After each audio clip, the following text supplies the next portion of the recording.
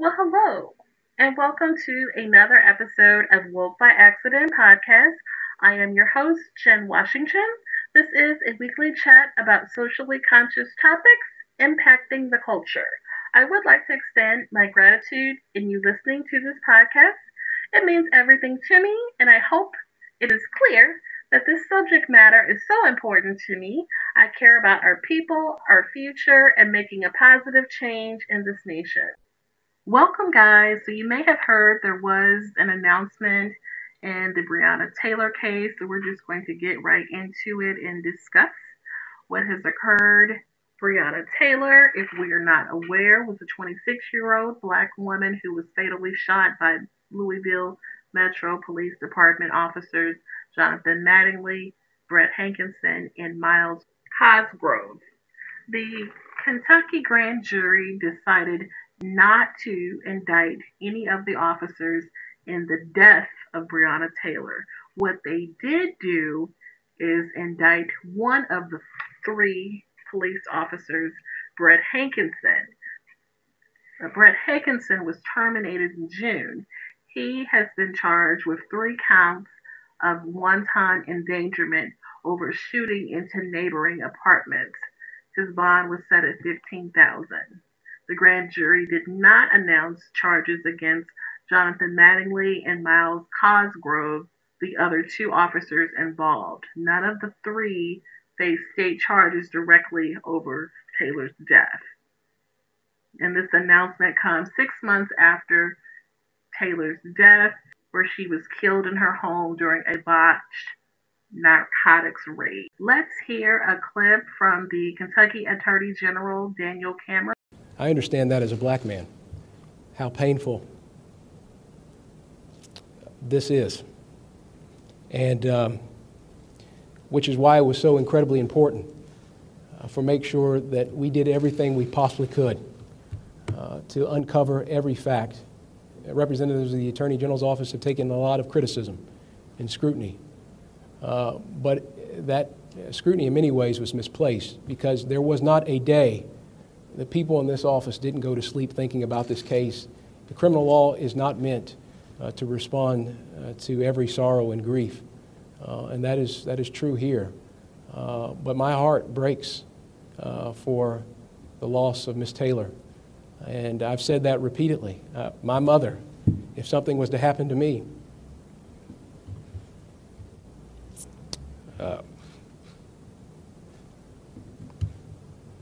would find it very hard. And I've seen that pain on Ms. Palmer's face. I've seen that pain in the community. Sadly, we're not surprised by this judgment, this response. We've seen this before. This is not the first attorney general or prosecuting attorney to give us this type of news and the death of an African American. It's very disappointing, and it has to be even more disappointing to the family of Breonna Taylor.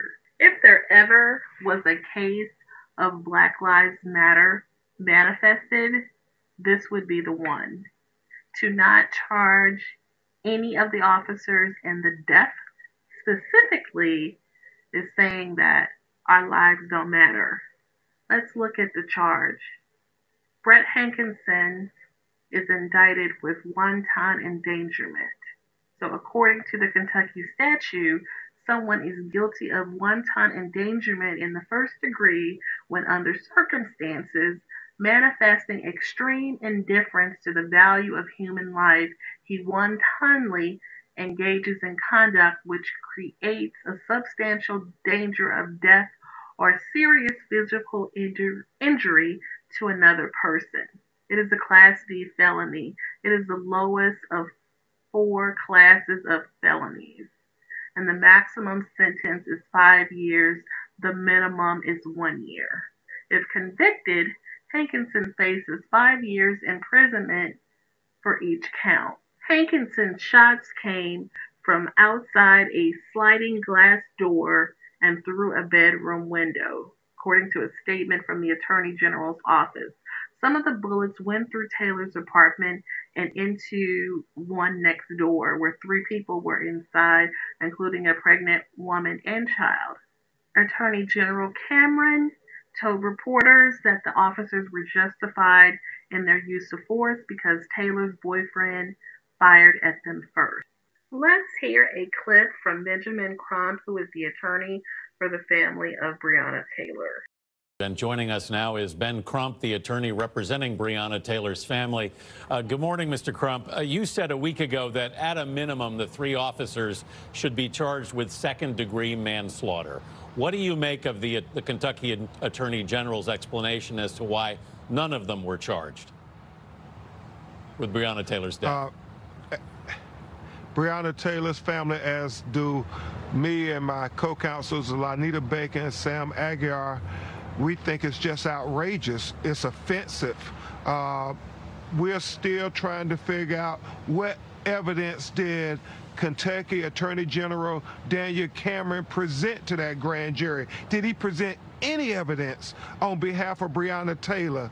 Because if he didn't, he unilaterally decided that he was going to exonerate these police officers and that Breonna would never get due process, that she would never get justice. And so we are demanding that he release that transcript so we can see if there was any evidence. Did Breonna have any voice in that grand jury proceeding?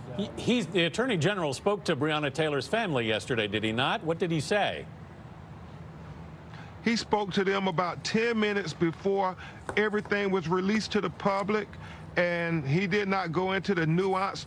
They were not told that the wanton endangerment charges were for the white neighbor's apartment and not for Breonna's apartment. Did not tell them that there were no charges for the bullets going into Breonna's body.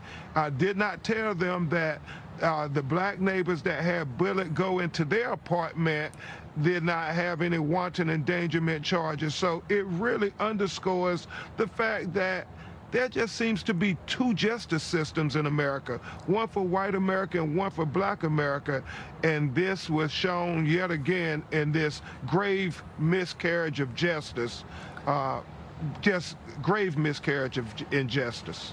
So that's an interesting take from attorney Benjamin Crump. Are there two systems of justice? One for white America and one for black America. We keep seeing the same result in cases of police brutality, and in this case, a fatal police shooting. Where is the justice? Where's the accountability? And then are we surprised at the result of this type of decision? We're seeing news reports of protests all over the country. People are mad. People are angry.